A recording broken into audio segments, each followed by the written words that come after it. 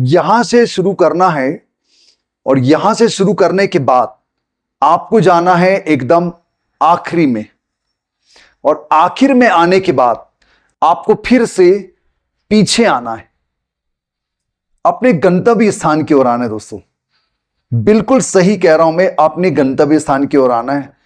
नमस्कार दोस्तों, रेनबो की रंग बिरंगी और संतरंगी दुनिया में आपका स्वागत है। दोस्तों चलो आज नया सीखते हैं। तो मैं आपको बताता हूं कि ये मैं क्या कर रहा था। मैं शुरू कर रहा था शुरू से, फिर उसके बाद में मैं पीछे आया, और पीछे आने के बाद फिर से मैं वापस अपने गंतव्य स्थान की ओर जा रहा हूं। ऐसा क्यों कर रहा हूं? अंग्रेजी के 80% सेंटेंसेस, अंग्रेजी के अधिकतर सेंटेंसेस ऐसे ही होते हैं। दोस्तों सबसे पहले हम लोग सब्जेक्ट से शुरुआत करेंगे। सब्जेक्ट जनरली शुरू में रहता है, जनरली, हमेशा नहीं।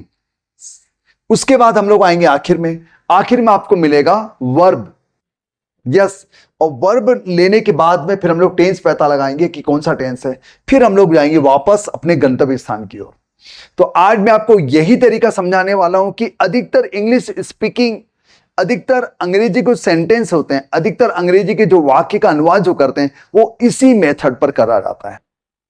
तो चालू करते हैं दोस्तों। देखिए पहला सेंटेंस लिखा है आपके सामने, मैंने अपने भाई के साथ कल रात आसमान में एक उड़ने वाली मशीन देखी।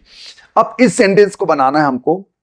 तो इस सेंटेंस को बनाने के लिए हम लोग क्या करेंगे, सबसे पहले मैं इसको सब्जेक्ट निकालूंगा। मशीन देखने का काम कौन कर रहा है? आई।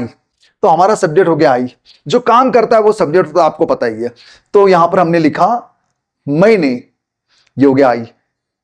लेकिन देखो मैंने अपने भाई के साथ, यहां पर सब्जेक्ट आई अकेला नहीं है, मैंने अपने भाई के साथ, यहां पर दो सब्जेक्ट है, दो, यानी मैं भी है मेरा भाई भी है। तो मैं लिखूंगा आई विथ माई ब्रदर। उसके बाद फिर मैंने क्या बोला था, हम लोग एकदम आखिर में आ जाएंगे, देखी। अब ये कौन सा टेंस है ये आपको मालूम होना चाहिए। ये टेंस है हमारा पास्ट टेंस। तो हम लोग ने यहां पर पास्ट टेंस कर दिया, सी का सेकंड फॉर्म सा होता है। फिर मैंने क्या बोला, आपको उल्टा चलना है। फिर आपको जाना पड़ेगा, क्या देखी? उड़ने वाली मशीन देखी। देखो सबसे पहले वहां गए, फिर यहां पर आए, देखी। उसके बाद में उड़ने वाली मशीन, अब फ्लाइंग मशीन, ये हो गया। आसमान में, इन द स्काई, कल रात, लास्ट नाइट। मुझे उम्मीद है आपको समझ में आ गया है कि सबसे पहले आपको क्या करना है, सब्जेक्ट निकालना है। क्या है आपका सब्जेक्ट? मैं और मेरे भाई, ये हमने लिख दिया। सब्जेक्ट कुछ भी हो सकता है, अकेला हो सकता है, ग्रुप हो सकता है, जो भी होगा। उसके बाद लास्ट में आना है यहां पर। अब लास्ट में आना है यहां पर, आपको टेंस पहले पता लगाना पड़ेगा। अगर देखूंगा तो विल सी, देख सकता हूं तो कैन सी, जो भी टेंस होगा वो आपको टेंस का वाक्य लिखना है। उसके बाद फिर आपको ऐसा उल्टा चलते हुए आना है ना। फिर मैंने क्या लिखा, उड़ने वाली मशीन लिखा मैंने, देखो। फिर आसमान में, इन द स्काई। फिर मैंने कल रात को यहां पर लिख दिया। ऐसे ही सारे वाक्य बनते हैं। अब दोस्तों अब हम लोग अगला वाक्य देखते हैं। मैं आपसे उम्मीद करूंगा वीडियो में आखिर तक बने रहें। वीडियो देखने के बाद समझिए और बड़े से बड़ा वाक्य भी बनाना आप सीख जाएंगे, ये मेरी गारंटी है। बस आप इसको अच्छे से समझिए, बीच में वीडियो को नहीं छोड़ना है दोस्तों। और वीडियो देखने के बाद बहुत को शेयर करें दोस्तों। अगर आप चैनल में नए हैं तो प्लीज सब्सक्राइब कर लीजिए, क्योंकि इस प्रकार के नए नए सेंटेंस बनाने के तरीके मैं खोजता रहता हूं आपके लिए, पता लगाते रहता हूं। क्योंकि अभी समर वेकेशन चल रहे हैं, अभी बहुत से स्टूडेंट्स आ रहे हैं, उनको भी समझ में नहीं आता। तो मैं यही तरीका, इस प्रकार के नए नए तरीके खोज के उनको बताते रहता हूं। तो वीडियो में आखिर तक बने रहें दोस्तों, ये मेरा रिक्वेस्ट है आपसे, तभी वीडियो बहुत अच्छे समझ में आएगा। नंबर 2 में आ जाते हैं। आप सभी को बाइक चलाते समय हेलमेट पहनना चाहिए। आपसे बाइक चलाते समय हेलमेट पहनने की उम्मीद की जाती है। अब ये सेंटेंस लिखा हुआ है, इसको कैसे बनाएंगे? तुम्हारा सब्जेक्ट क्या हो गया? आप सभी। तो ये हो गया यू ऑल। अब आप सभी से उम्मीद की जाती है, पेसिव वॉइस का एग्जांपल है। तो you all are suppose to, किस बात की उम्मीद की जाती है? You are all suppose to पहनना, पुट ऑन, क्या पहनना? हेलमेट पहनना। कब पहनना? बाइक चलाते समय, वाइल राइडिंग अ बाइक, ऐसे बन गया। तो हमने सबसे पहले क्या किया, सबसे पहले हमने लिखा आप सभी को लिख दिया। फिर उसके बाद आखिरी में आगे मैंने बताया था आपको पहला रहना है सब्जेक्ट के साथ, फिर आखिर में आ जाना है। उम्मीद की जाती है you all are suppose to. फिर हम लोग लिख दिए, पहला और आखिर वाले लिख दिए। फिर आप उल्टा चलिए, पहनना, पुट ऑन, हेलमेट, ये बाइक चलाते समय। यही तरीका होगा। थर्ड सेंटेंस में और बात क्लियर हो जाएगी। सावधान रहें, बी केयरफुल, क्योंकि, बिकॉज, लापरवाही के कारण, ड्यू टू नेग्लिजेंस। ये अलग अलग फ्रेजेस थे जो सेंटेंस के हिस्सा नहीं थे, इसी मैंने इनको अलग अलग कर दिया। उबलता पानी आपके पैर में गिर सकता है, यहां से हमारा रियल सेंटेंस चालू हुआ है। उबलता पानी आपके पैर पर गिर सकता है, क्या गिर सकता है? उबलता पानी आपके पैर पे गिर सकता है। तो बॉइलिंग वाटर। अब सकता, देखो आखिर में आना है, सबसे पहले हमने सब्जेक्ट लिख दिया बॉइलिंग वाटर, ठीक है, यहां पर कॉमा लगा दीजिएगा, कॉमा। उबलता पानी तो बॉइलिंग वाटर। अब यहां पर देखो सकता, कैन, ओके। उसके बाद गिरना, गिरना, फॉल, आपके पैर पर ऑन योर लेग्स, ऐसा आ जाएगा, ठीक है ना। I am sure you got it.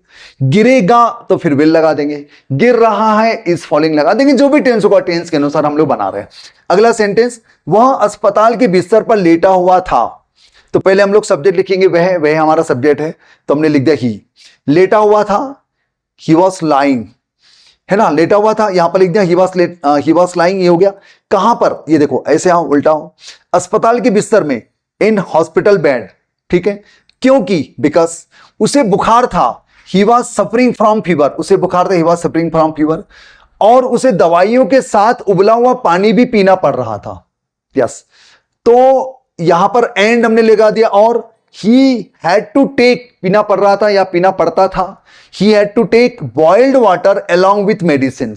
Yes दोस्तों, मैंने यहां पर लिखा उबलता पानी, तो मैंने बॉइलिंग वाटर लिखा, वर्ड में एनजी लगाया, ये प्रेजेंट पार्टिसिपल है, कोई काम चल रहा है, उबलता पानी। और ये मैं कह रहा हूं उबला पानी, माने पानी उबल गया है, तो ये हो गया हमारा पास्ट पार्टिसिपल, तो यहां पर थर्ड फॉर्म आ गया बॉइल्ड वाटर। तो दोस्तों क्या समझ में आ रहा है आपको? सबसे पहले आप सब्जेक्ट निकालेंगे, हमारा सब्जेक्ट जो भी है वो हो गया। उसके बाद आप आखिर में आ जाएंगे, आखिर में लेटा हुआ था, वॉज लाइंग। उसके बाद फिर ऐसे जाइए, बिस्तर में, अस्पताल के बिस्तर में, इन हॉस्पिटल बेड। फिर और भी जो कुछ रहता हम लोग उधर जाते जाते, लेकिन मैंने यहां पर कंजंक्शन से जोड़कर वाक्य को अलग बना दिया था। अगले वाले स्लाइड में और भी डिफरेंट चीज है, ये देखते हैं, फिर आखिर में कुछ होमवर्क भी देने वाला हूं मैं आपको। तो अगला स्लाइड क्या कह रहा है, देखते हैं, समझते हैं।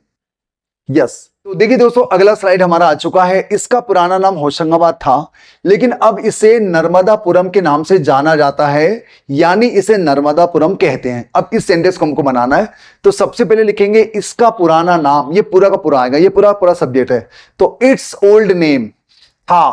फिर मैंने क्या था, आखिर में आना, सब्जेक्ट के बाद में आखिर में आ गए वॉज। अब देखो यहां आ गए, फिर ऐसे चलेंगे, होशंगाबाद, ठीक है। उसके बाद लेकिन, बट, अब इसे नर्मदापुरम के नाम से जाना जाता है, बट नाउ, अब यानी ना हो गया, इसे इट्स नोन जाना जाता है, इट्स नोन एज नर्मदापुरम। फिर कह रहा है यानी मीन्स, लोग इसे नर्मदापुरम कहते हैं, तो it's called Narmadapuram by the people, लोगों के द्वारा इसे नर्मदापुरम कहा जाता है, इसका अर्थ यह भी निकल सकता है। ठीक है दोस्तों, क्लियर हो रहा है आपको? पहले सब्जेक्ट आएगा, फिर आखिर में आएंगे, फिर हम लोग ऐसे चलेंगे, उल्टे चलेंगे। बहुत सारा पैसा होने के बावजूद वह कभी भी उतना खुश नहीं रहा जितना हम उससे उम्मीद करते थे। तो बहुत ज्यादा पैसा होने के बावजूद, इसको इंस्पाइट ऑफ से भी आप लोग बना सकते हैं। तो मैंने इसको having had a lot of wealth से बनाया मैंने, यानी मैंने इसको परफेक्ट पार्टिसिपल से बनाया, having had a lot of wealth. फिर बाद में वो उतना खुश नहीं रहा, he had never been as happy as we used to expect from him, उतना खुश नहीं रहा जितना हम उससे उम्मीद करते थे। तो हमने इसको इस प्रकार से बना दिया। आप इसको ये भी कह सकते हैं, in spite of having a lot of money, in spite of having a lot of money से आप इसको बना सकते हैं, बाकी ये पूरा का पूरा वही आ जाएगा।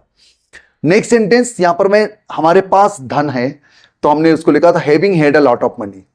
तो आपको पता होना चाहिए हैविंग के बाद आपको थर्ड फॉर्म लगाना है, तो हैव का थर्ड फॉर्म हैड होता है। अब यहां अगला देखो, बहुत धनी होने के बावजूद, बहुत धनी होने के बावजूद, बहुत अमीर होने के बावजूद, तो हैविंग बीन वेरी वेल्दी। अब यहां पर बीन आएगा, मतलब अमीर हो रहे हैं हम लोग, बन रहे हैं, तो बी का थर्ड फॉर्म बीन लगाना है। तो हैविंग बीन वेरी वेल्दी, वो उतना खुश नहीं रहा, वही वाला सेंटेंस आ गया, he had never been as happy as we used to expect from him.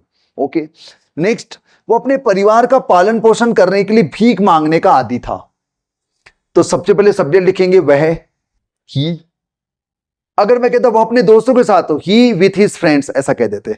तो ही, अब बोलेंगे आदी था, आदी था यानी उसको आदत थी, तो वॉज आ जाएगा, ही वॉज। आदि को हम लोग यूज्ड टू भी कहते हैं, या इन द हैबिट ऑफ कहते हैं, और अकस्टम टू भी आप कह सकते हैं, बड़ा सा वर्ड है। ही वॉज अकस्टम टू, अब किस बात का?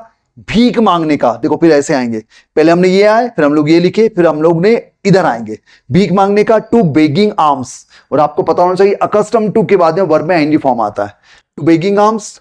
फिर क्या करने के लिए? अपने परिवार को पालने के लिए, in order to bring up his family. तो दोस्तों क्या क्लियर हो रहा है? पहले सब्जेक्ट आएगा शुरू में, फिर एकदम लास्ट में आ जाएंगे, जो भी टेंस से पता लगाएंगे। उसके बाद फिर हम लोग ऐसा उल्टे चलते चलते हम लोग वापस में अपने गंतव्य स्थान की ओर आ जाएंगे। मुझे उम्मीद है कि आप लोग इस तरीके से बहुत अच्छे से अंग्रेजी का अनुवाद करना सीख जाएंगे दोस्तों। बस प्रैक्टिस करना है आपको। यस, आखिर में होमवर्क आ गया दोस्तों हमारा। होमवर्क में पहले मैंने सेंटेंस बना के बताया और आपको उसी प्रकार का होमवर्क करके बताना है। उसने मुझे भिखारी समझ लिया। She took me for a बेगर, यानी टेक फॉर यानी होता है किसी को कुछ समझ लेना, गलत समझ लेना। तो टेक फॉर का इस्तेमाल करके बनाएंगे। ये होमवर्क है आपका। हर कोई मुझे गुस्सेल आदमी समझता है, लेकिन वास्तव में मैं गुस्सेल आदमी नहीं हूं, मैं एक शांत व्यक्ति हूं। टेक फॉर एंग्री मैन मतलब कुछ समझ लेना, गुस्सेल समझ लेना, भिखारी समझ लेना, बेकार समझ लेना, बेरोजगार समझ लेना, बीमार समझ लेना, जो भी समझ लेना, टेक फॉर। ओके, आपको किसी को भी हल्के में नहीं लेना चाहिए। You should not take anyone for granted. Take for granted यानी होता है किसी को हल्के में लेना, किसी को छोटा समझना। तो ये मैंने बता दिया। इसको देखते हुए आप सेंटेंस बनाएंगे।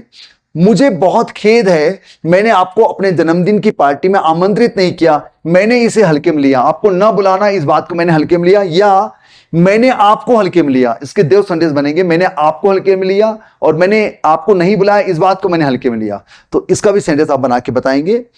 वो मेरी मदद क्यों करेगी, वह मेरी क्या लगती है। यस, वो मेरी मदद क्यों करेगी, वो मेरी क्या लगती है, क्वेश्चन मार्क। तो why will she help me, what is she to me, वो मेरी क्या लगती है, what is she to me. तुम मेरे क्या लगते हो, what are you to me. इस प्रकार के बनाएंगे। मैं तुम्हारा क्या लगता हूं, what am I to you. ऐसा बनाएंगे आप लोग। अब एक सेंटेंस मैंने दिया है, क्या तुम्हें पता नहीं है कि मैं तुम्हारा क्या लगता हूं, क्या तुम्हें पता नहीं कि मैं तुम्हारा क्या लगता हूं। तो दोस्तों ये सेंटेंस बना के बताएंगे। तो इस बार मैंने नया प्रयोग किया है, मुझे उम्मीद है ये प्रयोग आपको बहुत पसंद आएगा। और मुझे बताएंगे कि मैंने इस बार इसका बैकग्राउंड चेंज किया है। कृष्ण दत्त बार बार मुझे कह रहे थे कि सर इसका बैकग्राउंड चेंज करें, ब्लैक बैकग्राउंड मुझे चुभ रहा है, मुझे दिक्कत हो रही है। तो बैकग्राउंड आपको सही लग रहा है, प्लीज कमेंट सेक्शन में लिख के बताएं।